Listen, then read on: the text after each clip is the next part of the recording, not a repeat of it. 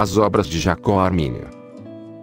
Oração 1. O sacerdócio de Cristo, proferida no dia 11 de julho de 1603, por Armínio, na ocasião em que lhe foi concedido o título de doutor em divindade, ao nobre senhor reitor, aos muitos homens famosos, reverendos, talentosos, inteligentes e instruídos, que são os pais desta tão reconhecida universidade, aos demais de vocês, desconhecidos muito dignos, de todos os tipos, e a vocês, nobres e estudiosos jovens, que são jardim de infância da República e da Igreja, e que crescem, todos os dias, em vigor. Se há alguma ordem de homens a qual é completamente inadequado aspirar às honras deste mundo, em especial às honras que são acompanhadas de pompa e aplauso, essa, sem dúvida, é a ordem eclesiástica. Um conjunto de homens que deveriam estar inteiramente ocupados com o zelo por Deus e pelo alcance daquela glória que está à disposição dele. No entanto, uma vez que, segundo as louváveis instruções de nossos ancestrais, se estabeleceu o costume, em todas as universidades bem regulamentadas, de não admitir para o cargo de professor nenhum homem que não tivesse se distinguido por algum testemunho público e solene de integridade e de habilidade científica, esta ordem sagrada de homens não recusou uma submissão a modos públicos de decisão, com a condição de que fossem conduzidos de uma maneira santa, decorosa e em conformidade com a piedade e a santidade. Até agora, realmente, são esses os que têm sido destinados à função pastoral, sendo avessos às transações públicas desse tipo, aqueles que a cobiçam excessivamente e desejam apenas a ela, considerando-a como a primeira necessidade para a Igreja de Cristo. Pois eles têm consciência desta recomendação apostólica: a ninguém imponhas precipitadamente as mãos. 1 Timóteo, capítulo 5.22, e de outra, que diz que um bispo e professor da Igreja deve reter firme a fiel palavra, que é conforme a doutrina, para que seja poderoso, tanto para admoestar com essa doutrina como para convencer os contradizentes. Tito, capítulo 1.9. Portanto, não suponho que uma pessoa, nesta numerosa assembleia, possa ser tão ignorante das cerimônias públicas desta universidade, ou possa ter tão pouca consideração por elas, a ponto de mostrar-se surpresa diante da empreitada em que estamos engajados agora, ou que deseje dar a ela uma interpretação desfavorável. Mas, uma vez que o costume de nossos antepassados, em festividades acadêmicas desse tipo, sempre tem sido escolher algum tema de discurso, cuja investigação, no temor do Senhor, pudesse promover a glória divina e o benefício dos ouvintes, e pudesse incitá-los à súplica piedosa e importuna, não consigo perceber nenhuma causa por que eu não deva, conscientemente, seguir esse costume. E embora diante desta assembleia muito respeitável, numerosa e instruída, eu me sinto fortemente afetado com uma percepção de minha falta de eloquência e tremo razoavelmente, ainda assim escolhi, para meu discurso, certo tema que está de acordo com a minha profissão, e está cheio de grandeza, sublimidade e adorável majestade. Ao fazer essa escolha, não me senti intimidado pelo decreto de Horácio, que diz: escolhei, todos vós que escreveis, um tema adequado, um tema que não seja imponente demais para vossa inteligência. E antes de colocardes vossos ombros na roda, avaliai bem a força delas, e senti toda a sua fraqueza. Esta declaração não se aplica, de maneira alguma, aos assuntos teológicos, todos os quais, por sua dignidade e importância, excedem a capacidade e energia mental de todos os seres humanos, e dos próprios anjos. Uma visão deles afetou de tal maneira o apóstolo Paulo, que, arrebatado ao terceiro céu, ouviu palavras inefáveis, que o impeliu a irromper nessa exclamação: para essas coisas, quem é idôneo? 2 Coríntios, capítulo 2.16. Se, portanto, eu não tiver permissão de desconsiderar as provisões deste estatuto de Horácio, deverei transgredir os limites da minha profissão, ou me contentar em permanecer em silêncio. Mas tenho permissão de desconsiderar os termos deste estatuto e, fazer isso, é perfeitamente legítimo e legal. Pois quaisquer que sejam as coisas que levem à glória de Deus e à salvação dos homens, devem ser celebradas em um espírito devoto nas congregações dos santos, e proclamadas com uma voz agradecida. Consequentemente, proponho falar sobre o sacerdócio de Cristo, não porque me tenha persuadido da minha capacidade de declarar alguma coisa a respeito dele, o que seria necessário, quer pela dignidade do meu assunto, quer pela respeitabilidade dessa numerosa assembleia, pois será plenamente suficiente, e eu considerarei ter desempenhado abundantemente o meu dever, se, segundo a necessidade do caso, eu tiver proferido alguma coisa que tenha contribuído para a edificação geral. Mas escolho este tema para que possa obter, em favor da minha oração, tal graça e benevolência da excelência de seu assunto, que eu não poderia lhe conferir por meio de qualquer eloquência no modo de minha expressão. No entanto, como é impossível que formemos em nossa mente conceitos justos e santos a respeito de tão sublime mistério, ou expressá-los com nossos lábios, a menos que o poder de Deus influencie nossas faculdades mentais e nossa língua, vamos, por meio da oração e da súplica, implorar o seu auxílio presente, no nome de Jesus Cristo, nosso grande sumo sacerdote. Tu, portanto, ó Deus Santo e Misericordioso, Pai de nosso Senhor Jesus Cristo, a fonte de toda a graça e verdade, condescendes em conceder a tua presença favorável a nós, que somos uma grande congregação reunida no teu santo nome. Esparge em nosso espírito, alma e corpo, o mais gracioso orvalho da tua santidade incomensurável, para que a comunhão dos teus santos, uns com os outros, possa te ser agradável. Ajuda-nos pela graça do teu Espírito Santo, que pode, cada vez mais, iluminar e esclarecer a nossa mente, imbuída com o verdadeiro conhecimento de ti mesmo e do teu Filho, que ele possa, também, inflamar o nosso coração com um zelo sincero pela tua glória, que ele possa abrir a minha boca e guiar a minha língua, para que eu possa declarar, a respeito do sacerdócio do teu Filho, aquelas coisas que são verdadeiras, justas e santas, para a glória do teu nome, e fazê-lo para a congregação de todos nós, no Senhor. Amém. Tendo agora, de uma maneira apropriada, apresentado os votos que convém ao início de nossa empreitada, com a ajuda de Deus passaremos ao tema proposto. Depois que eu tiver pedido a todos vocês, que agraciaram este nosso ato solene com a sua nobre, instruída e muito gratificante presença, para que me deem a atenção total que o assunto merece, enquanto falo sobre um assunto da mais séria importância e, segundo a sua costumeira gentileza, me concedam a benevolência que é, para mim, a maior necessidade. Para não abusar da sua paciência, prometo ser tão breve quanto o nosso tema permitir, mas devo começar com os próprios princípios do sacerdócio, para que, a partir deles, o discurso possa seguir em direção ao sacerdócio de Cristo, de que professamos tratar. Primeiro, a primeira dessas relações que existem entre Deus e o homem diz respeito a algo dado e algo recebido. O que é recebido requer outra relação complementar, uma relação que, começando no homem, possa terminar em Deus. E essa relação é o reconhecimento de um benefício recebido, para a honra do doador generoso. É, também, uma dívida, relativa a um benefício já concedido, mas que não deve ser paga, exceto por exigência e segundo a regulamentação do doador, cuja intenção sempre foi de que a vontade da criatura não deve ser a medida de sua honra. A sua benignidade, igualmente, é tão imensa que ele nunca exige, daqueles que têm obrigações para com ele, o grato reconhecimento do benefício mencionado no primeiro caso, exceto quando ele o conecta a si mesmo pelo benefício maior e muito superior de um concerto mútuo. Mas a característica extrema nessa bondade é a de que ele se obriga a conceder, à mesma pessoa, benevolências muito mais excelentes, em graus infinitos. Esta é a ordem que ele adota. Em primeiro lugar, ele quer estar envolvido com eles, antes que eles se considerem envolvidos com ele. Pois cada concerto que é concluído entre Deus e os homens consiste de duas partes. 1. A promessa precedente de Deus, com que ele se obriga a algum dever, e agir de maneira correspondente com esse dever.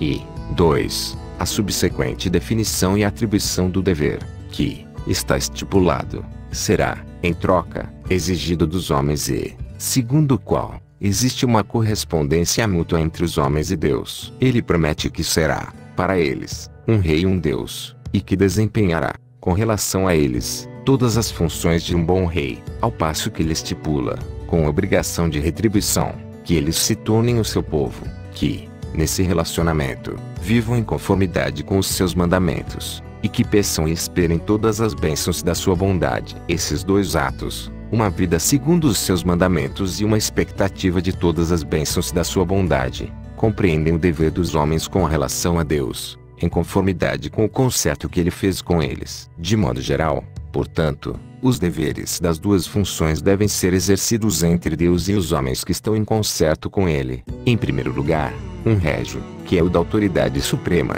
Em segundo lugar, um religioso, de submissão devotada.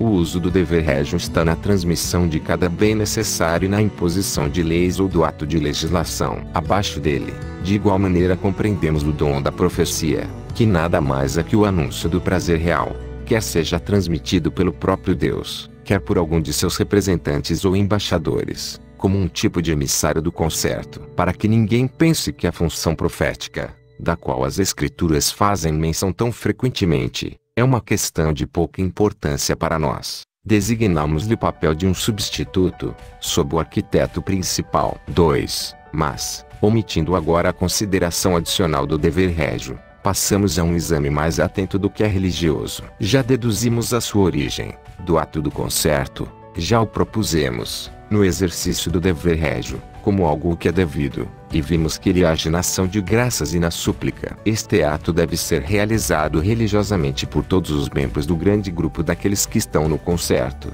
segundo sua vocação comum, e, para esta finalidade, foram santificados pelo disposto no concerto, e todos foram constituídos sacerdotes de Deus, para que possam oferecer dons e orações ao Altíssimo. Mas, como Deus ama a ordem, aquele que é, Ele mesmo, o único exemplo de ordem em sua perfeição, desejou que, entre aqueles que estavam santificados, um deles devesse, de uma maneira peculiar, ser designado a ele, que aquele que fosse assim designado, por uma vocação especial e extraordinária, fosse qualificado para o exercício do sacerdócio, e que, aproximando-se mais intimamente com maior liberdade do trono de Deus, essa pessoa, no lugar de seus associados, no mesmo concerto e religião, se incumbisse e administrasse quaisquer assuntos que devessem ser apresentados a Deus, em nome daqueles a quem representasse. A esta circunstância deve ser atribuída a existência da função do sacerdócio, cujos deveres devem ser desempenhados perante Deus, em nome dos outros, sem dúvida, uma função de vasta dignidade e especial honra entre a humanidade. Embora o sacerdote deva ser escolhido entre os homens, e deva ser nomeado, para representá-los, não cabe aos próprios homens designar quem quiserem para essa função. Da mesma maneira, não cabe a ninguém o direito de reivindicar essa honra para si mesmo. Mas, uma vez que a função, propriamente dita, é um ato de prazer divino, de igual modo a escolha da pessoa que deverá desempenhar seus deveres cabe ao próprio Deus. E foi a sua vontade que essa posição fosse ocupada por aquele que, por algum motivo justo, tivesse precedência acima de seus irmãos por laços consanguíneos. Este era o pai e senhor da família, e o seu sucessor deveria ser o primogênito. Temos exemplos disso nos santos patriarcas, tanto antes como depois do dilúvio. Vemos isso, expressamente, em Noé, Abrão e Jó. Há também aqueles, não ocupando os lugares inferiores no juízo, que dizem que Caim e Abel trouxeram seus sacrifícios a Adão, seu pai, para que ele pudesse oferecê-los ao Senhor. E essa opinião se deve à palavra Ebi, usada na mesma passagem. Embora esses exemplos sejam selecionados da descrição daquele período em que o pecado havia entrado no mundo, ainda assim, obtém-se uma confirmação de sua verdade nessa instituição primitiva da raça humana, de que estamos tratando agora. É peculiar aquele período que todos os deveres do sacerdócio estivessem confinados no ato da oferta de sacrifícios eucarísticos e súplicas. Portanto, tendo executado, da forma devida, essas funções, o sacerdote, em nome de seus colegas, foi aceito, pela divindade satisfeita, a um relacionamento familiar com ele, e obteve dele a incumbência de agir, entre os seus semelhantes, no nome do próprio Deus e como um mensageiro, o anjo do Senhor dos Exércitos. Pois o Senhor revelou a ele a vontade e o prazer divinos, para que, voltando de sua interação com Deus, pudesse declará-los ao povo. Essa vontade de Deus consistia de duas partes. Aquilo que ele exigia que fosse feito pelo seu povo de concerto, e, 2, aquilo que era a sua vontade realizar, em benefício do seu povo. Nesta incumbência, atribuída ao sacerdote, a ser desempenhada por ele, também estava incluída a administração da profecia. A respeito disso, foi dito, da sua boca, do sacerdote, buscarão a lei, porque ele é o anjo do Senhor dos Exércitos. Malaquias, capítulo 2.7. E uma vez que essa segunda parte da vontade divina deveria ser proclamada a partir de uma confiança segura na veracidade das promessas divinas, e com um sentimento santo e afetuoso com relação à sua própria espécie, dessa maneira, o sacerdote estava investido com a comissão de distribuir bênçãos. Assim, desempenhando os deveres de uma dupla embaixada, a dos homens perante Deus, e a de Deus perante os homens, ele agia, nos dois lados, desempenhando o papel de um mediador do concerto em que as partes haviam entrado. Ainda assim, não contente em ter concedido essa honra àquele a quem havia santificado, o nosso Deus, todo generoso, o elevou, igualmente, à dignidade delegada representativa da função régia, para que ele, ostentando a imagem de Deus entre os seus irmãos, pudesse, então, administrar-lhes justiça em nome dele, e administrar, para benefício comum, aquelas questões que lhes haviam sido confiadas. Desta fonte, surgiu o que pode ser considerado a união nativa das funções sacerdotal e régia, que também pode ser obtida entre os santos patriarcas, depois da entrada do pecado, e a qual é feita a menção expressa na pessoa de Melquisedeque. Isto foi representado, de maneira geral, pelo patriarca Jacó, quando declarou Rubem, seu primogênito, como o mais excelente em alteza e o mais excelente em poder, que eram seus, devido ao direito da primogenitura. No entanto, por algumas razões, as funções régias foram, posteriormente, separadas das sacerdotais, pela vontade de Deus que, dividindo-as em duas partes entre o seu povo, os filhos de Israel, transferiu a função régia a Judá e a sacerdotal a Levi. Mas era apropriado que essa aproximação a Deus, por meio da oferta de um sacrifício eucarístico e orações, fosse feita com uma mente pura, sentimentos santos e com as mãos, além das outras partes do corpo, livres de contaminação. Isso era exigido antes mesmo da primeira transgressão. Santos sereis, porque eu, o Senhor, vosso Deus, sou santo. Levítico, capítulo 19.2, etc. Deus não ouve a pecadores. João, capítulo 9.31. Quando multiplicais as vossas orações, não as ouço, porque as vossas mãos estão cheias de sangue. Isaías, capítulo 1.15. A vontade de Deus, a este respeito, é constante e perpétua. Mas Adão, que foi o primeiro homem e o primeiro sacerdote, não administrou por muito tempo a sua função de uma maneira conveniente e adequada, pois, recusando-se a obedecer a Deus, provou o fruto da árvore proibida, e, com esse horrível crime de desobediência e revolta, ele contaminou a sua alma, que havia sido santificada a Deus, e, ao mesmo tempo, profanou o seu corpo. Com esse ato ímpio, ele perdeu todo o direito ao sacerdócio e, na realidade, se viu privado dele pela sentença divina, que foi representada, claramente, pela sua expulsão do paraíso, onde ele se apresentava diante de Deus, naquele que era um tipo da sua própria morada. Isso estava em conformidade com a invariável regra da justiça divina. Longe de mim tal coisa. Não deves mais desempenhar, diante de mim, as funções do sacerdócio, porque aos que me honram honrarei, porém os que me desprezam serão envilecidos. 1 Samuel, capítulo 2.30. Mas ele não caiu sozinho. Todas aquelas pessoas a quem ele, naquela ocasião, representava, e por cuja causa suplicava, embora elas ainda não existissem, foram, com ele, lançadas do cume elevado de tão alta dignidade. Elas não caíram apenas do sacerdócio, mas, igualmente, do concerto, do qual o sacerdote era o mediador e o emissário, e Deus deixou de ser o rei e o Deus dos homens, que não mais eram reconhecidos como seu povo. A existência do sacerdócio, propriamente dita, estava chegando ao fim, pois não havia ninguém capaz de cumprir os seus deveres segundo o estipulado naquele concerto. O sacrifício eucarístico, a invocação do nome de Deus e a misericordiosa comunicação entre Deus e os homens,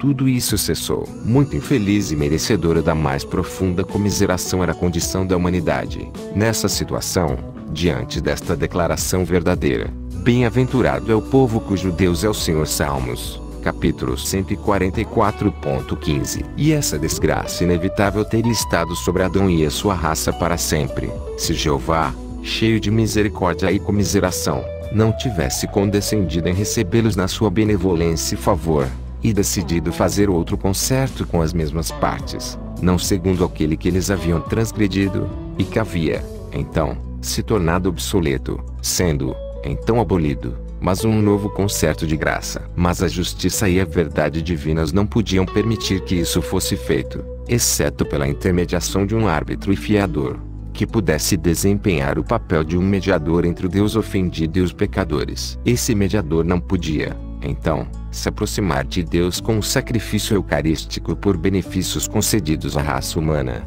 nem com orações que pudessem suplicar apenas uma continuidade e um aumento de tais benefícios, mas ele teria que se aproximar da presença divina para oferecer sacrifício pelo ato de hostilidade que eles haviam cometido contra Deus, transgredindo seu mandamento, e oferecer sacrifício obtendo a remissão das transgressões. Daí surgiu a necessidade de um sacrifício de expiação e, por causa disso, teve que ser instituído um novo sacerdócio, por cuja operação o pecado que havia sido cometido pudesse ser expiado, e o acesso ao trono da graça de Deus pudesse ser concedido ao homem por meio de alguém que jamais pecou. Este é o sacerdócio que pertence ao nosso Cristo, o ungido, e somente a Ele. Mas Deus, que é o Senhor supremamente sábio de tempos e estações, não permitiria que o desempenho das funções referentes a esse sacerdócio tivesse início imediatamente depois da formação do mundo e da introdução do pecado. A sua vontade foi que a necessidade desse sacerdócio devesse ser,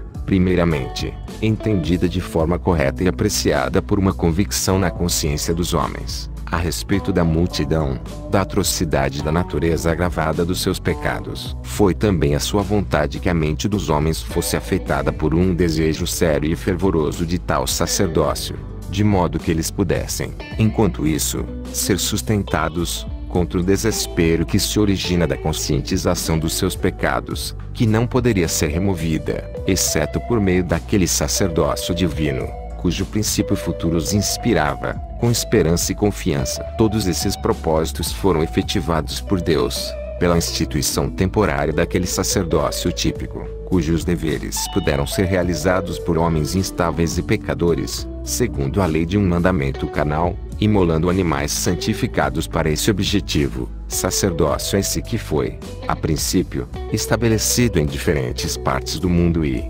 depois, entre os israelitas, que foram eleitos especialmente para serem uma nação sacerdotal. Quando o sangue dos animais era derramado, o sangue que era a sua vida. Levítico, capítulo 17.14. O povo contemplava, na morte dos animais, seus próprios deméritos, pois os animais não haviam pecado para que, pela morte, fossem punidos como vítimas pela transgressão. Depois de investigar esse tema com grande diligência, e avaliando-o, deliberadamente, no equilíbrio de seu julgamento, eles perceberam e entenderam, com clareza, que os seus pecados não poderiam ser expiados por esses sacrifícios, que eram de uma espécie diferente da sua, e eram mais desprezíveis que os seres humanos, e inferiores a eles. Com base nessas premissas, eles devem necessariamente ter concluído que, embora oferecessem esses animais, em tal ato, entregavam a Deus nada menos que o seu próprio vínculo, selando na presença dele,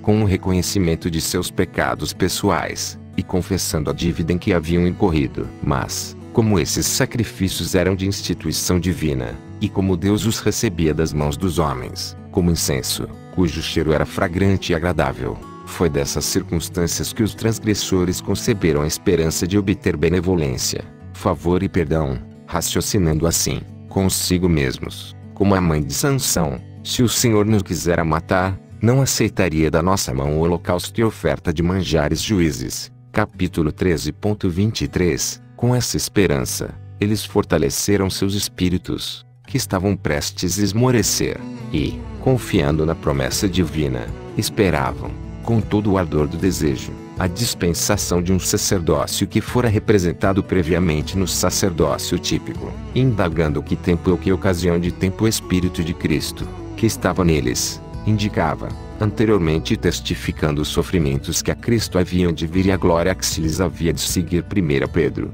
capítulo 1.11. Mas, uma vez que a mente anseia pela consideração distorcida e alegre deste sacerdócio, a nossa oração se precipita nessa direção, tendo alguma consideração ao avanço da hora, e não desejando passar dos limites do seu conforto, vamos omitir qualquer nova alusão a esse ramo do sacerdócio que, até aqui, ocupou a nossa atenção. Segundo, em nosso comentário sobre o sacerdócio de Cristo, Limitaremos nossa observação a 3 aspectos e, com a condição de que vocês recebam a parte seguinte da minha oração com a mesma gentileza e atenção que até aqui manifestaram, e que eu ainda espero e desejo receber, descreveremos, em primeiro lugar, a imposição do cargo. Em segundo lugar, a sua execução e administração. E, em terceiro lugar, os frutos do cargo assim administrados, e a utilidade que obtemos dele. E, com respeito à imposição do cargo, o assunto nos apresenta 3 temas para discussão, em ordem. 1. A pessoa que impõe. 2. A pessoa sobre quem o cargo é imposto, ou a quem é confiado. E, 3. A maneira de tal imposição, e de seu desempenho da incumbência. 1.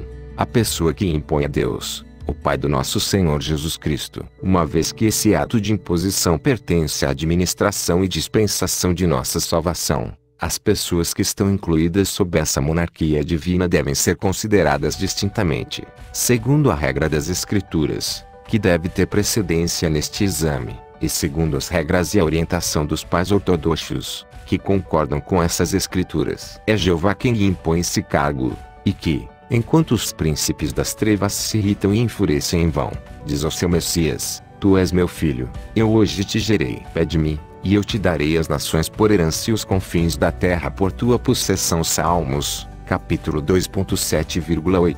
Foi ele que, quando ordenou que o Messias se assentasse à sua direita, repetiu a sua santa e reverenciada palavra, com um juramento, dizendo: Tu és um sacerdote eterno, segundo a ordem de Melquisedeque. Salmos, capítulo 110.4. É ele que impõe o cargo, por direito, o mais justo e merecido. Pois aquele que tem, ele só, a imortalidade e habita na luz inacessível, a quem nenhum dos homens viu nem pode ver, permanece, continuamente, no assento da sua majestade. Ele preserva a sua própria autoridade segura e intacta, sem aniquilar ou humilhar a si mesmo, como expressa a voz da antiguidade, e retém, intacto, em si mesmo, o direito de exigir uma satisfação por parte do pecador, pelos sofrimentos que ele suportou. Desse direito, ele não julgou adequado abrir mão, nem resignar a nenhuma parte dele, devido à rígida inflexibilidade da sua justiça, segundo a qual ele detesta a iniquidade e não permite que uma pessoa ímpia permaneça na sua presença. Esta é, portanto, a pessoa divina, em cujas mãos estão o direito e o poder da imposição. O fato de que ele também tem a vontade é decidido pelo próprio ato da imposição. Mas é preciso examinar a causa desta imposição, que não encontraremos, exceto, em primeiro lugar, no conflito entre a justiça e a misericórdia, e, posteriormente, em sua amistosa concordância, ou melhor, na sua junção, por meio do auxílio conciliador da sabedoria. 1.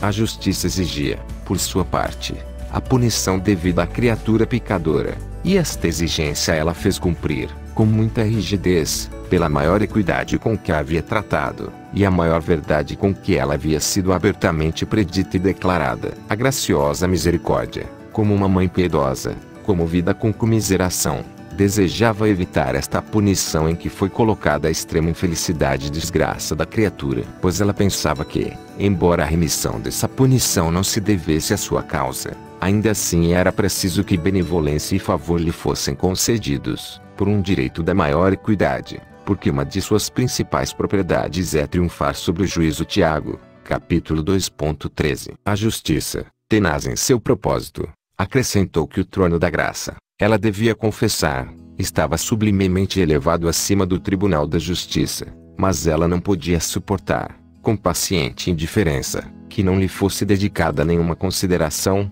e que o seu pedido não fosse aceito, enquanto a autoridade de administrar todo o assunto fosse transferida à misericórdia. No entanto, quando ela assumiu sua posição, parte do juramento administrava a justiça, para que ela recompensasse cada um segundo as suas obras, ela cederia, inteiramente, à misericórdia, com a condição de que fosse implantado um método pelo qual a sua própria inflexibilidade pudesse ser declarada, bem como o excesso do seu ódio pelo pecado. 2. Mas descobrir esse método não cabia à misericórdia. Era necessário, portanto, invocar a ajuda da sabedoria, para ajustar a grande diferença e reconciliar, por meio de uma união amistosa, as duas combatentes que eram, em Deus, as supremas protetoras de toda a equidade e bondade. Sendo invocada, a sabedoria veio e descobriu, imediatamente, um método, afirmando que era possível dar a cada uma delas o que lhes pertencesse, pois se a punição devida ao pecado parecesse desejável à justiça e odiosa para a misericórdia, poderia ser transmutada em um sacrifício de expiação, cuja realização, devido ao sofrimento voluntário da morte, que é a punição designada ao pecado, pudesse agradar à justiça, e abrir caminho para a misericórdia, como ela havia desejado. Instantaneamente, ambas concordaram com essa proposta e fizeram um decreto, em que concordavam com os termos definidos pela sabedoria, a árbitra que tinham em comum. 2.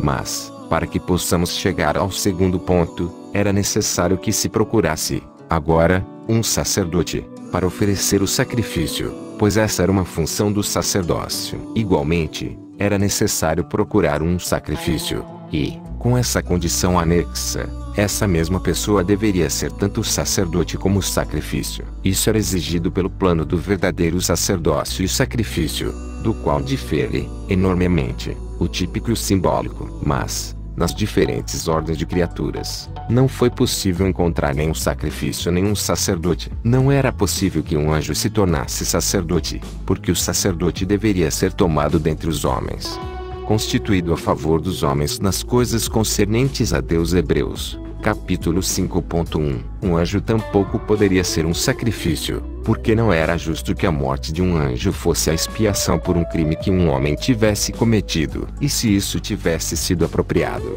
ainda assim o homem jamais poderia ter sido induzido a crer que um sacrifício angelical havia sido oferecido por um anjo, a seu favor, ou, se tivesse sido oferecido, que não tinha nenhuma utilidade. A aplicação deveria então ser feita aos próprios homens. Mas, entre eles, não era possível encontrar nenhum em quem tivesse havido um ato voltado a executar o ofício do sacerdócio, e que tivesse habilidade ou inclinação para a empreitada. Pois todos os homens eram pecadores. Todos estavam aterrorizados pela consciência de sua delinquência, e todos estavam cativos, sob a tirania do pecado de Satanás. Não era lícito que um pecador se aproximasse de Deus, que é pura luz, com o propósito de oferecer sacrifícios, porque, estando amedrontado pela sua própria percepção interna do seu crime, ele não poderia suportar a visão da face de um Deus inflamado, diante do qual ainda era necessário que ele comparecesse. Colocado sob o domínio do pecado e de Satanás,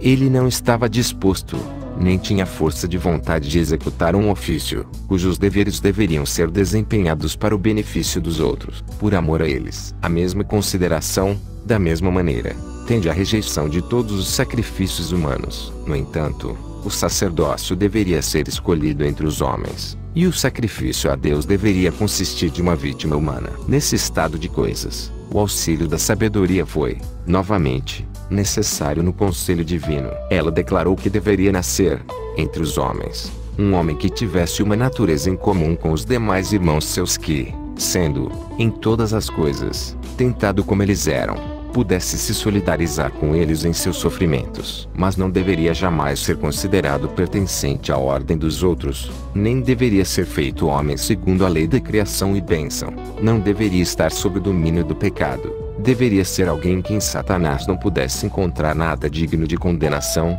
que não se atormentasse por uma consciência do pecado, e que nem mesmo conhecesse o pecado, isto é, alguém que nascesse em semelhança da carne do pecado. Tal sumo sacerdote, santo, inocente, imaculado, separado dos pecadores. Romanos, capítulo 8.3, HB 7.26. Mas para que pudesse ter uma comunhão de natureza com os homens, deveria nascer de um ser humano, e para que não tivesse participação no crime com eles, mas pudesse ser santo, deveria ser concebido pelo Espírito Santo, porque a santificação é o seu trabalho. Pelo Espírito Santo, a natividade estava acima e, segundo a natureza, poderia, pela virtude do mistério, restaurar a natureza, superando-a na excelência transcendente do milagre. Mas a dignidade deste sacerdócio era maior, e suas funções, mais importantes, do que o homem, mesmo em seu estado puro, seria competente para sustentar ou desempenhar os benefícios que também seriam obtidos por esse sacerdócio,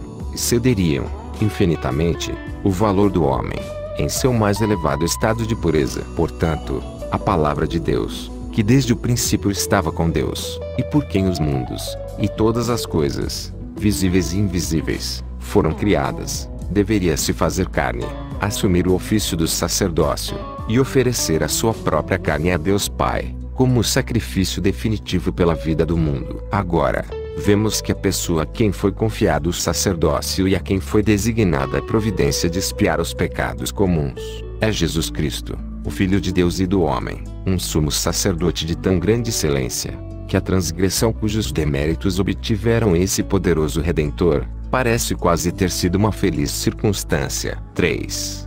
Passemos, agora, à maneira da imposição ou empreitada. Isso se dá segundo o concerto que, por parte de Deus, recebeu um juramento para sua confirmação. Uma vez que é segundo o concerto, ela se torna uma solenidade indicada por Deus, a quem compete a nomeação para o sacerdócio. Pois o sacerdócio levítico foi concedido a Levi, segundo o concerto, como o Senhor declara, por intermédio do profeta Malaquias: meu concerto com ele foi de vida e de paz. Malaquias, capítulo 2.5. No entanto, é peculiar a esse sacerdócio de Cristo que o concerto em que se baseava fosse confirmado por um juramento. Vamos considerar, rapidamente, cada um deles. O concerto que Deus fez com o nosso sumo sacerdote, Jesus Cristo, consistia, por parte de Deus, da exigência de uma ação a ser realizada, e da promessa de uma imensa remuneração. Por parte de Cristo, o nosso sumo sacerdote, o concerto consistia de uma aceitação da promessa,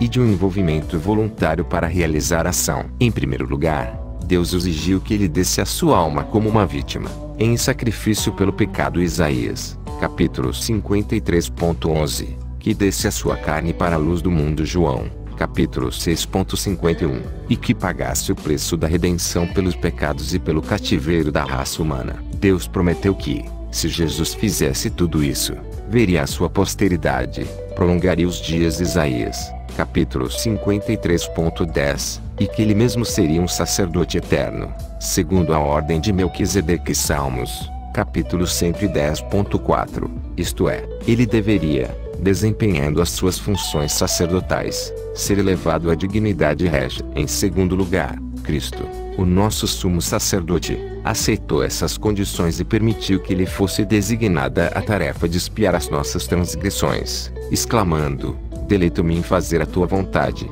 ó Deus meu. Salmos, capítulo 40.8. Mas ele as aceitou sob uma condição: ao completar a sua grande missão, ele desfrutaria, para sempre, a honra de um sacerdócio similar ao de Melquisedeque, e que, sendo colocado no seu trono real, ele pudesse, como Rei de justiça e Príncipe da paz, governar com justiça as pessoas sujeitas a ele, pudesse trazer paz ao seu povo. Portanto, sendo herdeiro de tudo, aquele por quem fez também o mundo. Hebreus, capítulo 12.2, e de modo que ungido com óleo de alegria, mais do que a teus companheiros. Salmos, capítulo 45.7, pudesse, para sempre, se assentar no trono da justiça, à direita do trono de Deus Pai. Grande, realmente, foi a condescendência do Deus Todo-Poderoso ao estar disposto a tratar com o nosso sumo sacerdote, pelo caminho do concerto e não por uma exibição da sua autoridade. E fortes eram os sentimentos piedosos do nosso sumo sacerdote,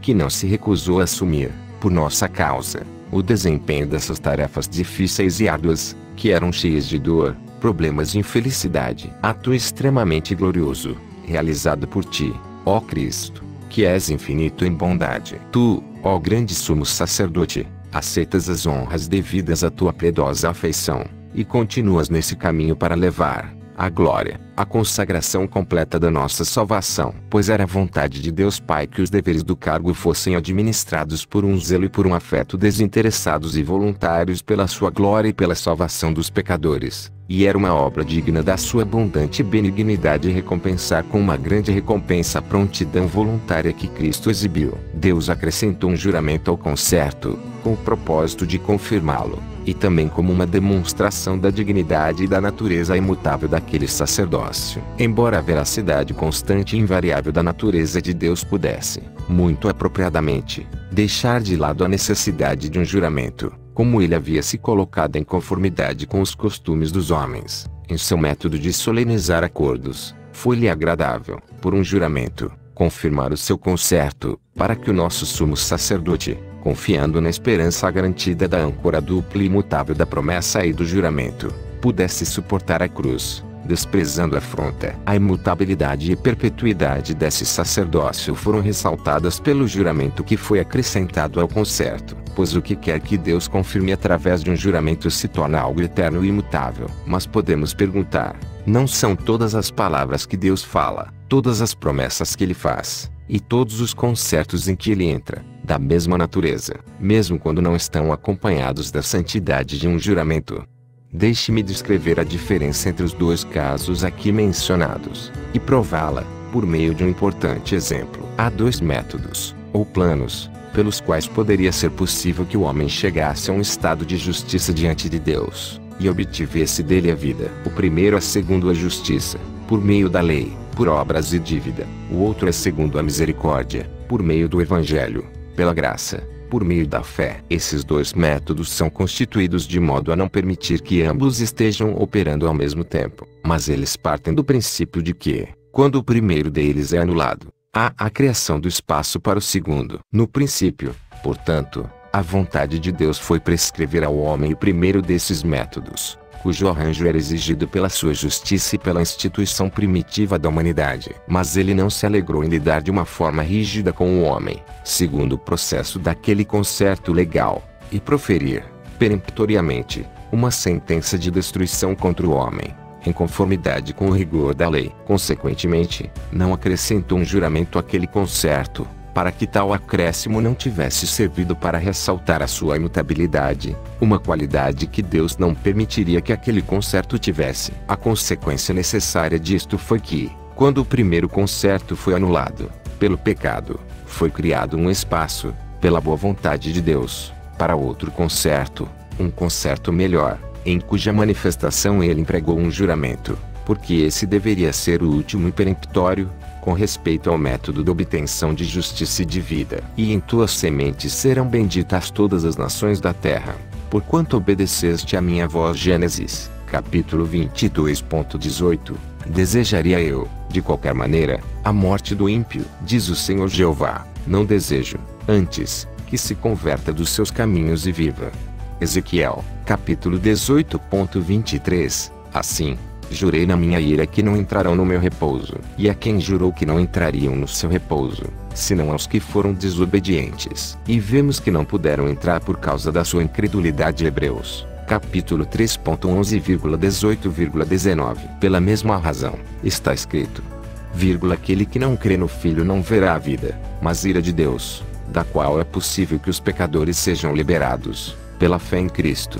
Sobre ele permanece. João, capítulo 3:36. Um processo similar é observado com relação ao sacerdócio, pois ele não confirmou, com um juramento, o sacerdócio levítico, que havia sido imposto até ao tempo da correção. Hebreus, capítulo 9:10. Mas, como era sua vontade que o sacerdócio de Cristo fosse eterno, ele o ratificou, por um juramento. O apóstolo que escreveu aos Hebreus demonstra todo este assunto, no estilo mais nervoso, citando o Salmo 110. Bem-aventurados somos nós, por quem Deus esteve disposto a jurar, porém muito infelizes e desgraçados seremos se não crermos naquele que jura. A maior dignidade, de igual maneira, é obtida para este sacerdócio, e atribuída a ele, pelo acréscimo de um juramento que o eleva muito acima da honra obtida pelo sacerdócio de Levi. O primeiro tabernáculo é uma alegoria para o tempo presente, em que se oferecem dons e sacrifícios que, quanto à consciência, não podem aperfeiçoar aquele que faz o serviço. Hebreus, capítulo 9:9, nem poderiam abolir o pecado ou buscar bênçãos celestiais. Mas as palavras do juramento, uma vez que era segundo a lei, constituíram o Filho como um sumo sacerdote, consagrado para sempre, um sumo sacerdote que, com o poder de uma vida eterna e por intermédio do Espírito Santo, se oferece, sem mácula, a Deus, e com essa única oferta, aperfeiçoa, para sempre, os que são santificados, e a consciência deles é purificada para servir o Deus vivo. Tanto era um concerto mais excelente, como deveria ser confirmado, uma vez que for estabelecido sob promessas melhores. Hebreus, capítulos 7, 10. E aquele que Deus havia se dignado a honrar com a santidade de um juramento deve ser considerado como objeto da maior importância. 2. Falamos a respeito do ato de imposição do sacerdócio, tanto quanto o nosso limitado tempo nos permitiu. Vamos contemplar, agora, a sua execução, em que temos que considerar as tarefas a realizar e, nelas, o sentimento e a condição daquele que as realiza. As funções a executar eram duas: 1. A oferta, oblação, de um sacrifício de expiação, e 2. A oração. 1.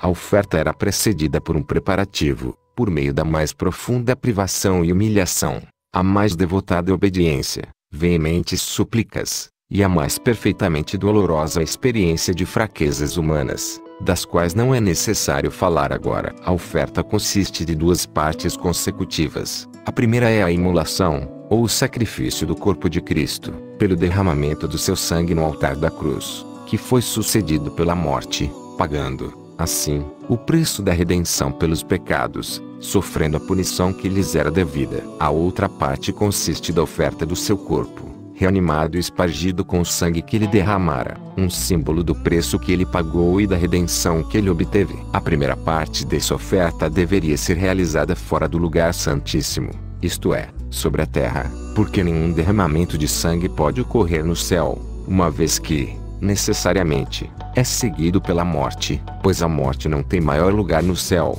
na presença e diante dos olhos da majestade do Deus verdadeiro, que tem o domínio sobre o pecado. Sim, o pecado que contém em si os desertos da morte, uma vez que a morte contém a punição do pecado. Pois assim dizem as Escrituras: o Filho do Homem não veio para ser servido, mas para servir e para dar a sua vida em resgate de muitos. Mateus, capítulo 20:28, porque isto é o meu sangue, o sangue do Novo Testamento, que é derramado por muitos, para a remissão dos pecados. Mateus, capítulo 26:28. Jesus Cristo se deu a si mesmo em preço de redenção por todos, para servir de testemunho a seu tempo. 1 Timóteo, capítulo 2:6. Mas a segunda parte dessa oferta deveria ser realizada no céu, no Santo dos Santos, pois aquele corpo, que havia sofrido a punição da morte e havia sido trazido de volta à vida, tinha o direito de comparecer diante da divina majestade, salpicado com o seu próprio sangue, para que,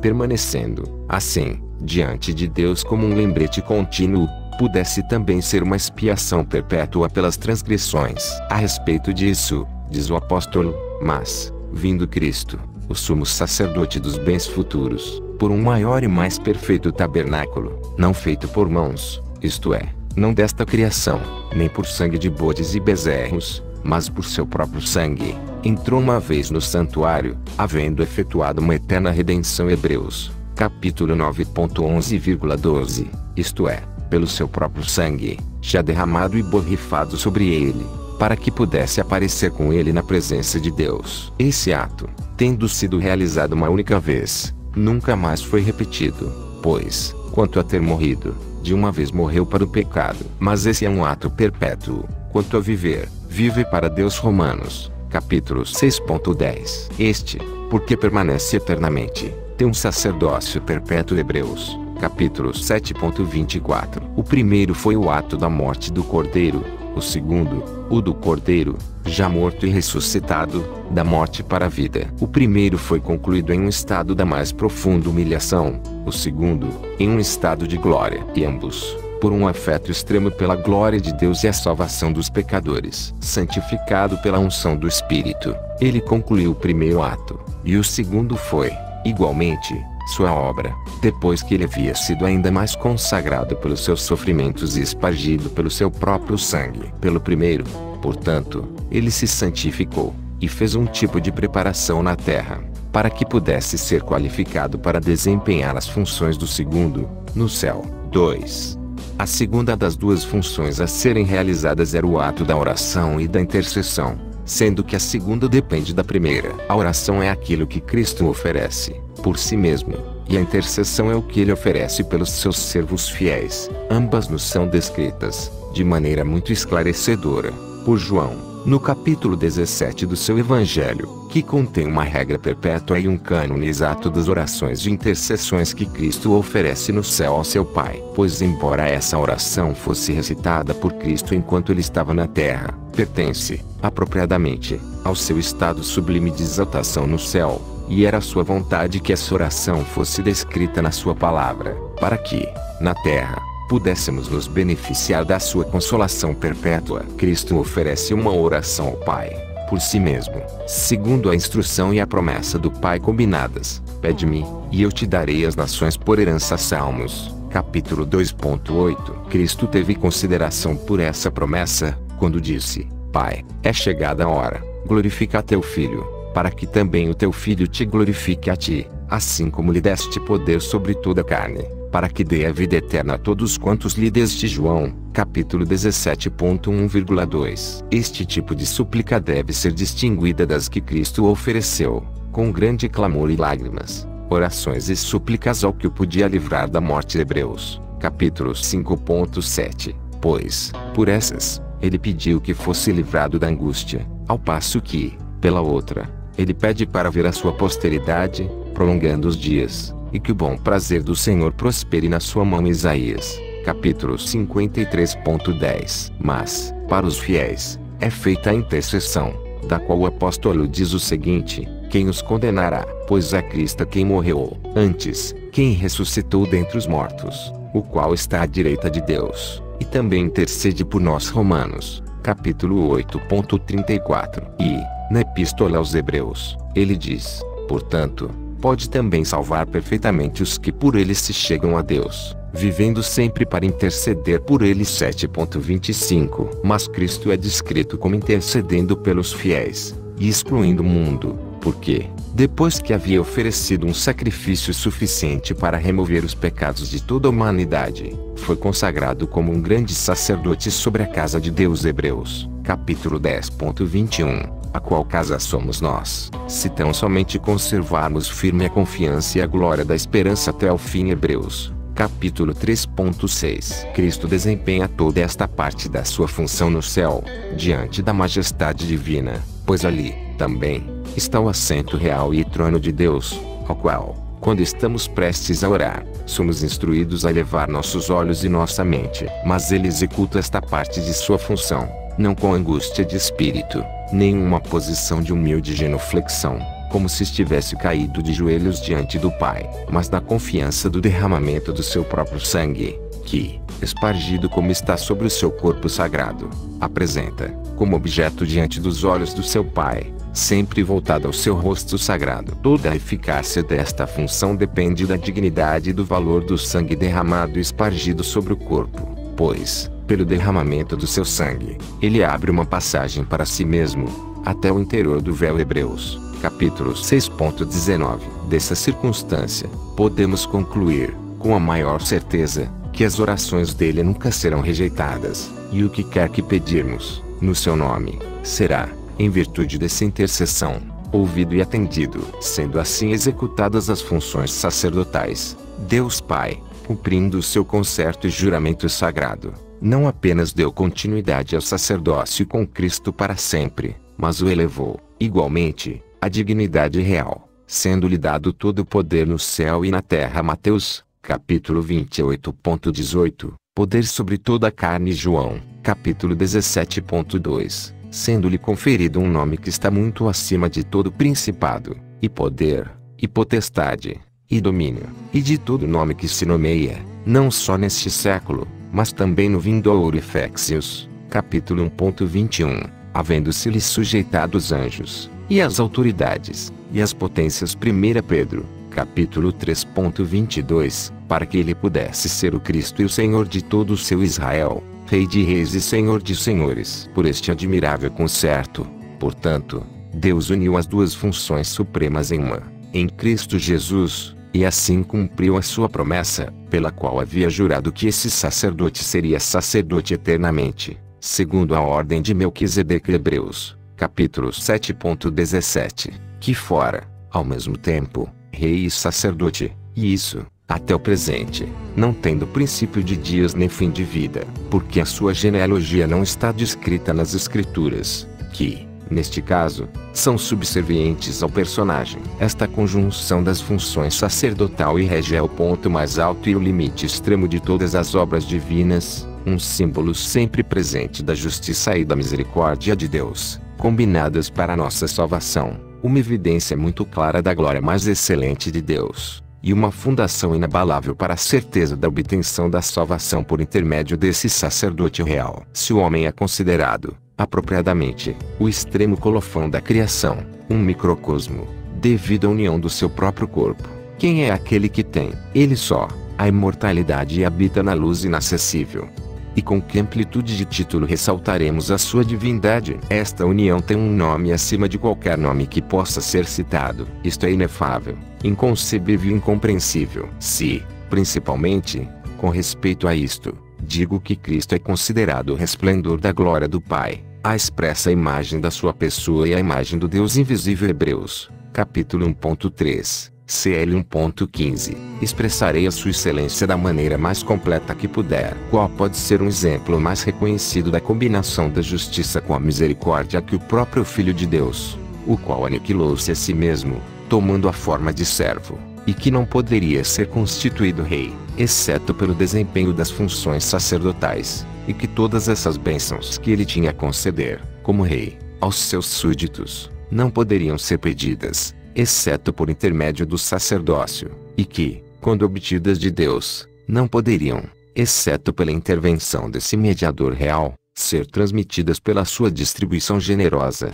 sujeita a Deus. Qual pode ser uma prova ainda mais forte e melhor da certeza da obtenção da salvação por intermédio de Cristo, senão o fato de que ele, pelo desempenho de suas funções sacerdotais pelos homens, pediu e intercedeu pelos homens e, sendo constituído rei pelo sacerdócio, recebeu a salvação do Pai, para distribuí-la a eles. Desses detalhes, consiste a perfeição da glória divina. 3. Mas eu percebo que esta consideração nos leva, quase imperceptivelmente, à terceira e última porção do nosso assunto, em que decidimos tratar dos frutos do ofício sacerdotal, em sua administração por Cristo. Vamos reduzir todos esses frutos, embora seja impossível contá-los, a 4 principais, e, uma vez que nos aproximamos ao fim do discurso, nos vemos obrigados a uma extrema brevidade. Esses benefícios são: 1.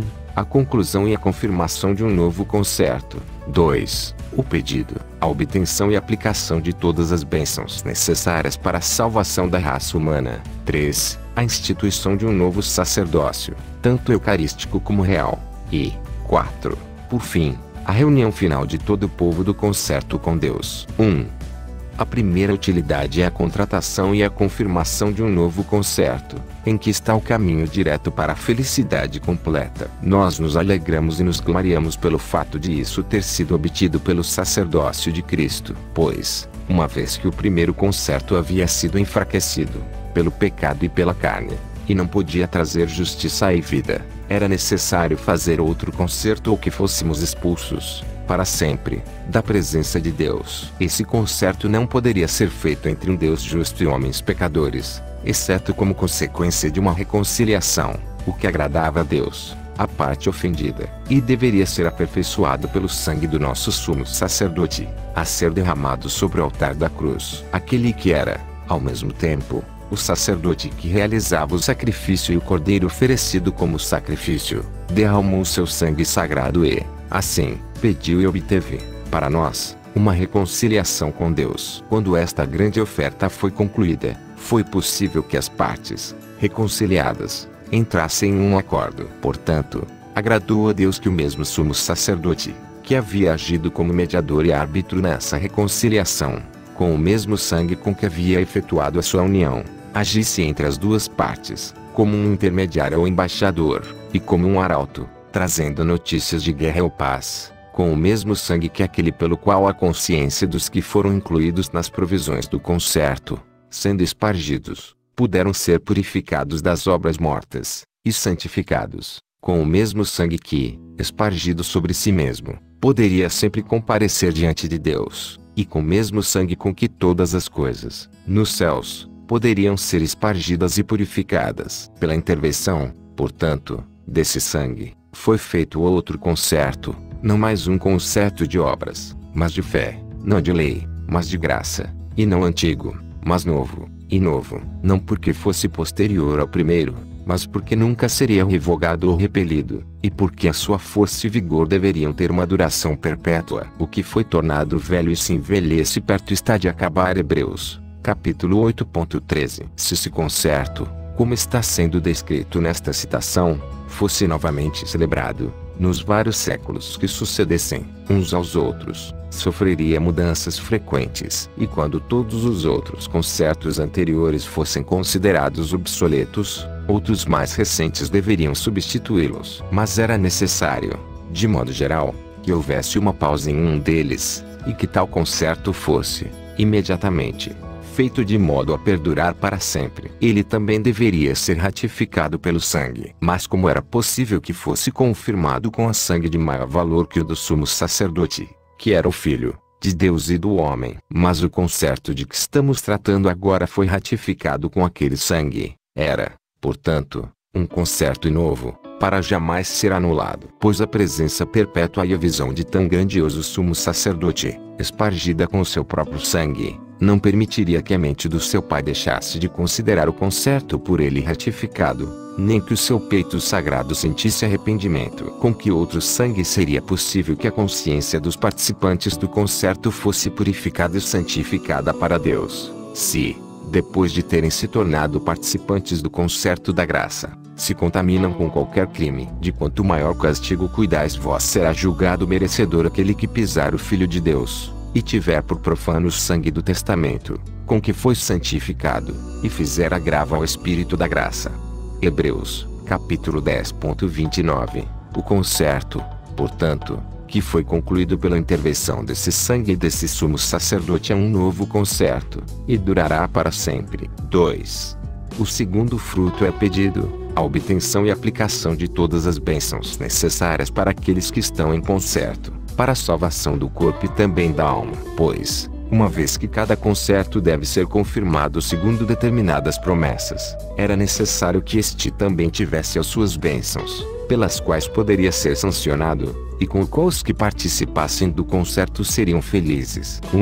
Entre essas bênçãos, a remissão dos pecados se oferece, em primeiro lugar, segundo o teor do novo concerto, porque serei misericordioso para com as suas iniquidades e de seus pecados e de suas prevaricações não me lembrarei mais. Hebreus, capítulo 8.12. Mas as Escrituras testemunham que Cristo pediu essa bênção, pelo seu sangue, pois dizem, porque isto é o meu sangue, o sangue do Novo Testamento, que é derramado por muitos, para a remissão dos pecados. Mateus, capítulo 26.28. As Escrituras também provam que ele obteve essa bênção, pelo desempenho do mesmo ofício, com estas palavras: por seu próprio sangue, entrou uma vez no santuário, havendo efetuado uma eterna redenção. Hebreus, capítulo 9.12. Elas adicionam testemunho à aplicação, dizendo, em quem temos a redenção pelo seu sangue, a remissão das ofensas, segundo as riquezas da sua graça. Efésios, capítulo 1.7.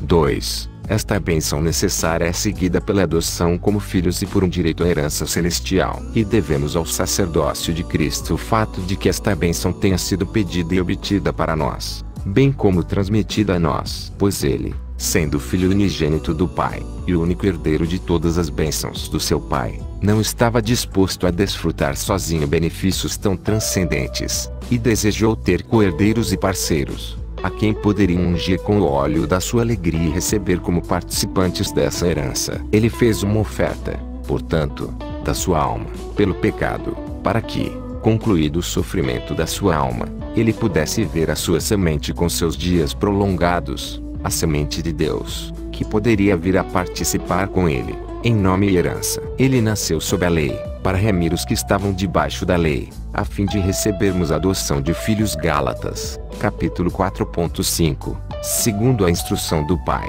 ele pediu que os pagãos lhe fossem dados como herança. Portanto, por esses atos, que são peculiares ao seu sacerdócio, ele pediu este direito de adoção, em nome do seu povo fiel, e obteve com o propósito de que fosse transmitido a eles, ou melhor, na verdade, ele mesmo foi o doador. Mas a todos quantos o receberam deu-lhes o poder de serem feitos filhos de Deus, aos que creem no seu nome. João, capítulo 1.12. Por meio dele, e em consideração a ele, Deus nos adotou, como filhos, que são amados por ele, o Filho do seu amor. Ele é, portanto, o único herdeiro por cuja morte a herança é transmitida aos outros, e cuja circunstância foi predita pelos pérfidos lavradores. Marcos, capítulo 12.7, que, sendo escribas e fariseus, proferiram, naquela ocasião, uma notável verdade, embora ignorassem tão grande mistério. 3. Mas como é impossível obter benefícios de tal magnitude,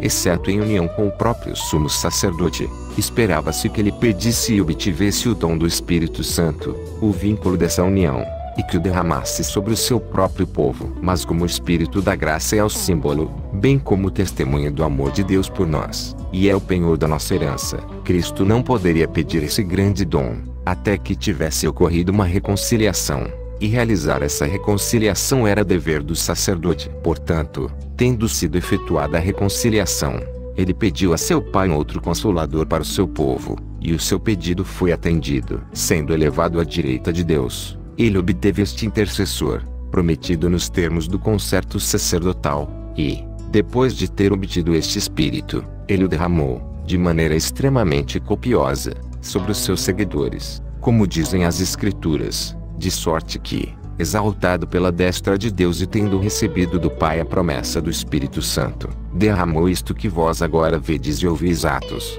capítulo 2.33. Como pedido, a obtenção e a transmissão de todas essas bênçãos resultaram das funções do sacerdócio, que Deus testemunhou, por um selo, da maior santidade, quando constituiu Cristo como testador dessas mesmas bênçãos, cujo ofício abraça, conjuntamente, a plena possessão das boas coisas, consideradas como legados da vontade, e a absoluta autoridade sobre sua distribuição. 3. O terceiro fruto da administração de Cristo é a instituição de um novo sacerdócio, eucarístico e régio, e a nossa santificação, com o propósito de realizar suas tarefas. Pois depois de concluído o novo concerto, era necessário instituir um novo sacerdócio eucarístico, porque o antigo e mal havia caído em desuso, e santificar sacerdotes para cumprir seus deveres.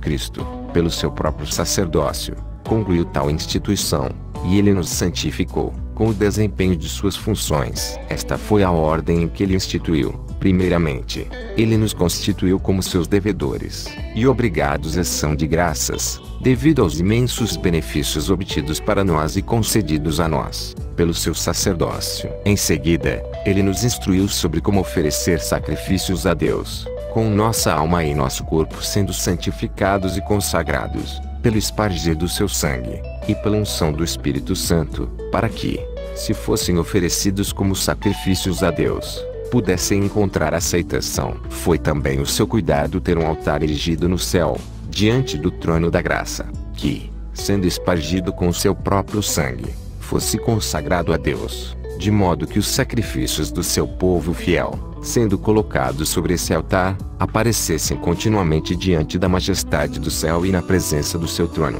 Finalmente, ele colocou sobre esse altar um fogo eterno e incessante, a benevolência e o favor incomensuráveis de Deus, que como sacrifício sobre esse altar poderiam ser acesos e reduzidos a cinzas. 2. Mas também era necessário que fossem consagrados sacerdotes. O ato da consagração, portanto, foi realizado por Cristo, como grande sumo sacerdote, pelo seu próprio sangue. Diz o apóstolo João, no livro do Apocalipse, aquele que nos ama, e em seu sangue nos lavou dos nossos pecados, e nos fez reis e sacerdotes para Deus e seu Pai. 1.5,6 Com teu sangue compraste para Deus homens de toda a tribo, e língua, e povo, e nação, e para o nosso Deus os fizeste reis e sacerdotes. 5.10 Não contente em nos ter como co-herdeiros na participação da sua herança, foi a sua vontade que nós participássemos, igualmente, da mesma dignidade que ele desfruta. Mas ele nos fez seus parceiros nessa dignidade de modo a conservar a si mesmo o primeiro lugar, a cabeça do corpo da igreja, é o princípio e o primogênito dentre os mortos, para que em tudo tenha preeminência. Colossenses, capítulo 1.18 A ele, nós, que somos nascidos de novo, devemos oferecer os nossos sacrifícios, para que, por ele, possam ser oferecidos a Deus, espargidos e perfumados com o agradável cheiro do seu próprio sacrifício de expiação, e possam, por intermédio dele, ser considerados aceitáveis ao Pai. Por este motivo, diz o apóstolo, portanto, ofereçamos sempre, por ele, a Deus sacrifício de louvor, isto é, o fruto dos lábios que confessam o seu nome. Hebreus, capítulo 13:15. Somos, realmente, pela sua benevolência e pelo seu favor, edificados casa espiritual e sacerdócio santo, para oferecermos sacrifícios espirituais, agradáveis a Deus, por Jesus Cristo. 1 Pedro, capítulo 2:5. Não somente foi do seu agrado que participássemos desta dignidade sacerdotal, mas, de igual maneira, da eternidade a ela conectada, para que pudéssemos executar também o ofício do sacerdócio da ordem de Melquisedeque, que, por um juramento sagrado, foi consagrado à imortalidade. Pois embora, no fim desses tempos, Cristo não mais realize a parte de expiação do sacerdócio, ainda assim ele desempenhará, eternamente, os seus deveres eucarísticos, em nosso favor, deveres que também realizaremos nele por intermédio dele, a menos que, em meio ao aproveitamento dos benefícios que recebemos dele, desejemos que nossas lembranças não retenham mais o fato de que por intermédio dele obtivemos essas bênçãos e por intermédio dele fomos feitos sacerdotes para dar o devido agradecimento a Deus, o principal doador de tudo. Mas, como não somos capazes de oferecer sacrifícios a Deus, enquanto permanecermos neste corpo, os sacrifícios devidos a ele, exceto pela esgotadora resistência que oferecemos a Satanás, ao mundo,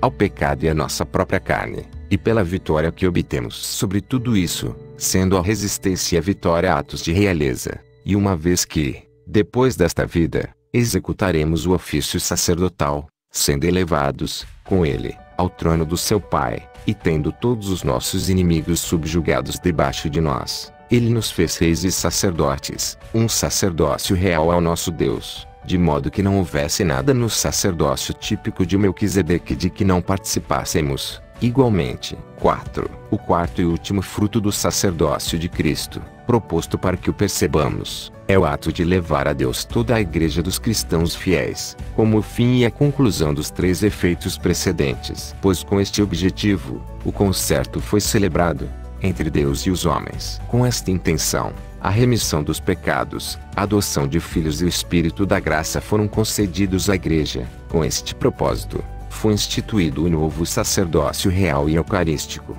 de modo que, tendo sido feitos sacerdotes e reis, todas as pessoas do concerto pudessem ser levadas ao Senhor seu Deus. Em palavras extremamente expressivas, o apóstolo Pedro atribui esse efeito ao sacerdócio de Cristo, porque também Cristo padeceu uma vez pelos pecados, o justo pelos injustos, para levar-nos a Deus. 1 Pedro, capítulo 3:18. As palavras seguintes também são de um apóstolo, a respeito do mesmo ato de conduzir as pessoas a Deus. Depois, virá o fim, quando tiver entregado o reino a Deus, ao Pai. 1 Coríntios, capítulo 15:24. Na profecia de Isaías, está escrito: Eis-me aqui, com os filhos que me deu o Senhor. Isaías, capítulo 8:18. Que essas palavras sejam consideradas como proferidas pelos lábios de Cristo, à medida que ele está trazendo os seus filhos e dirigindo-se ao Pai, não para que possam ser sinais e prodígios para o povo,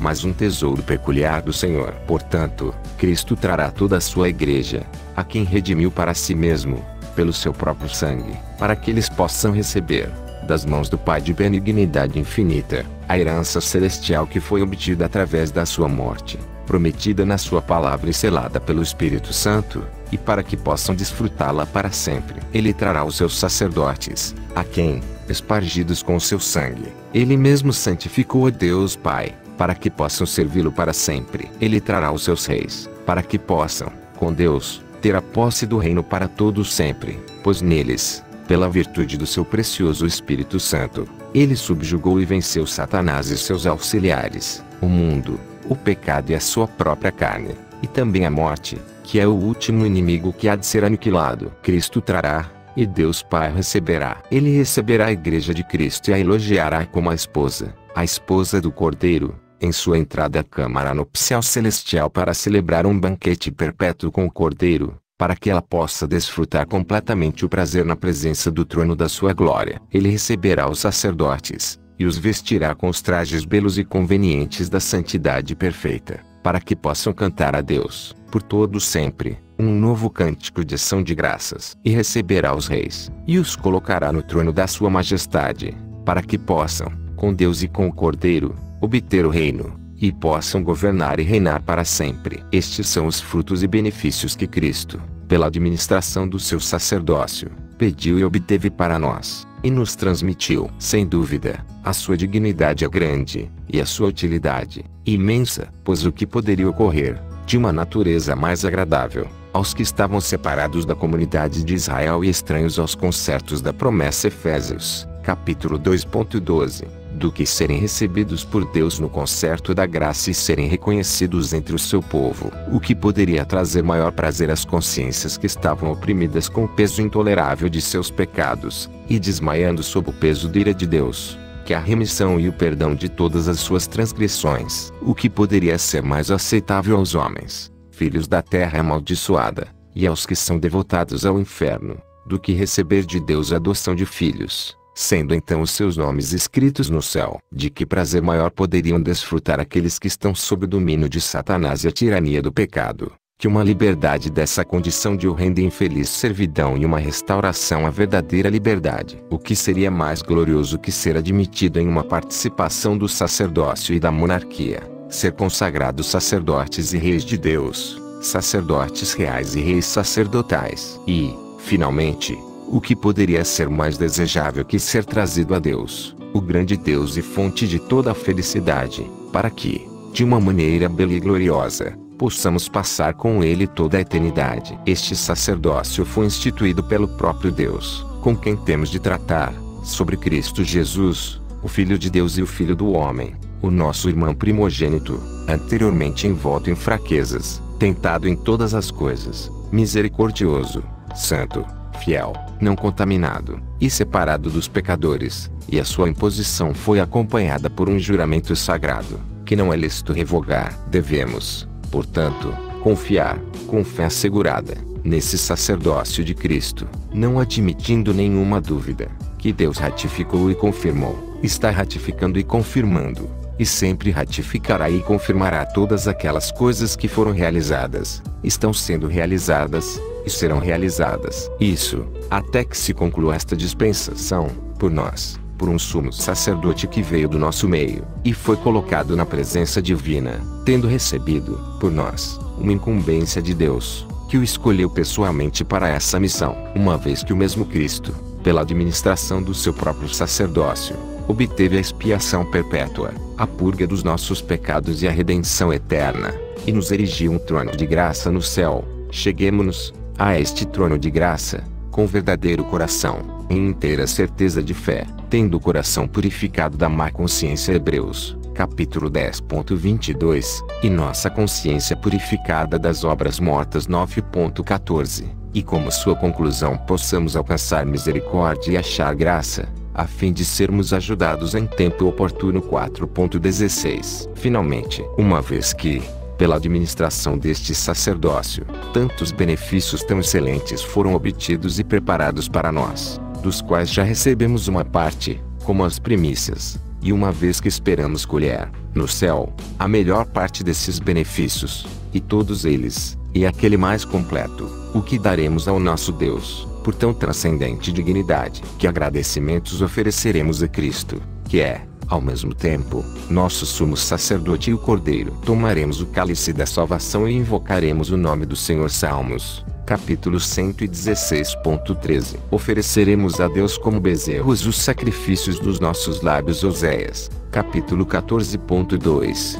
E apresentaremos o nosso corpo em sacrifício vivo, santo e agradável a Deus. Romanos, capítulo 12.1. Mesmo enquanto estivermos nessas regiões inferiores, cantaremos, com os 24 anciãos que estão ao redor do trono, este cântico celestial, ao Deus e Pai de todos: digno és, Senhor, de receber glória, e honra, e poder, porque tu criaste todas as coisas, e por tua vontade são e foram criadas. Apocalipse 4.11. A Cristo, nosso sumo sacerdote e Cordeiro, cantaremos com os mesmos anciãos o novo cântico, dizendo: digno és de tomar o livro e de abrir os seus selos, porque foste morto e com o teu sangue compraste para Deus homens de toda a tribo, e língua, e povo, e nação, e para o nosso Deus os fizeste reis e sacerdotes, e eles reinarão sobre a terra. Apocalipse 5.9,10. Assim nos uniremos a cada criatura, cantando, ao que está sentado sobre o trono e ao Cordeiro sejam dadas ações de graças, e honra, e glória, e poder para todos sempre. Com isto, concluo. Depois de concluído o ato acadêmico de sua promoção ao grau de doutor, Armínio, seguindo o costume em Leiden, que ainda é seguido em muitas universidades, dirigiu-se, brevemente, ao mesmo público, da seguinte maneira: uma vez que o estímulo necessário para o início de cada ação próspera vem de Deus, é apropriado que, nele, termine, também, cada uma de nossas ações. Portanto, uma vez que a sua clemência e benignidade divina, até aqui, nos consideraram sob uma luz favorável, e concederam, ao nosso ato, o sucesso desejado, vamos agradecer a Ele, por tão excelente demonstração da sua benevolência e favor, e proferir louvores ao seu santo nome. Ó Deus onipotente e misericordioso, Pai de nosso Senhor Jesus Cristo, a ti damos graças pelos teus benefícios infinitos, concedidos a nós, miseráveis pecadores. Mas, primeiramente,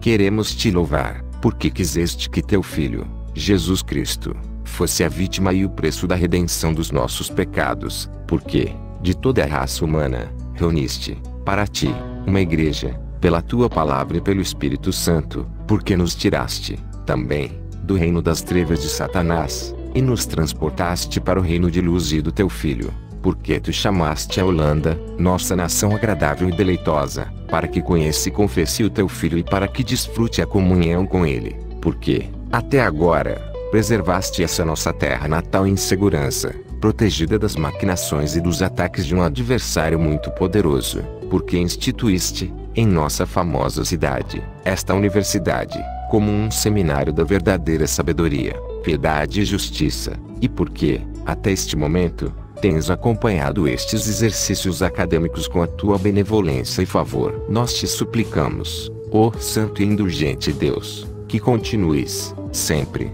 a nos conceder esses benefícios, e não permitas que nós, com nossa ingratidão, mereçamos, por tuas mãos, ser privados deles. Mas, em vez disso, alegra-te em aumentar tais benefícios e confirmar a obra que iniciaste. Faze com que reflitamos, com mentes atentas, sobre essas coisas, e expressemos louvores ao teu mais santo nome, por causa desses benefícios, por meio de nosso Senhor Jesus Cristo. Amém.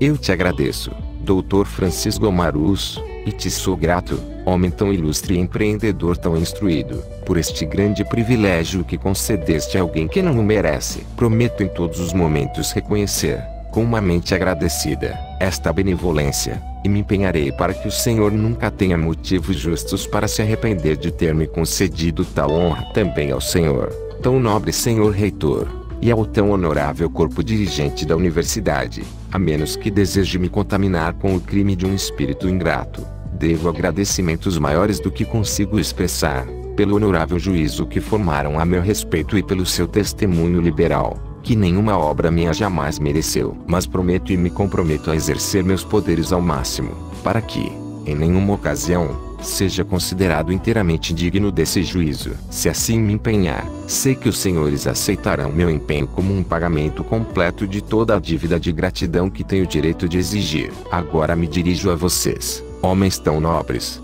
honrados e famosos, a todos e a cada um dos quais me confesso enormemente devedor pela sua contínua e liberal benevolência para comigo, que abundantemente demonstraram pelo seu desejo de honrar este nosso ato com a sua mais nobre, honorável, famosa e digna presença. Eu prometeria retribuir-lhes, em alguma ocasião futura, não fosse a fragilidade de minhas pequenas forças, diante da magnitude da empreitada implicada nessa expressão, e se a eminência de suas posições não reprimisse essa tentativa. Na obrigação de expressar agradecimentos, ato que agora desempenho, não devo omitir a vocês, tão nobres e estudiosos jovens, pois devo este reconhecimento à sua parcial e gentil inclinação a meu favor, de que me deram uma declaração suficientemente exuberante, em seu honorável comparecimento e em seu comportamento discreto, enquanto estiveram presentes neste nosso ato. Eu lhes apresento minha promessa e o meu solene compromisso de que, Se houver uma ocasião em que eu lhes possa ser útil,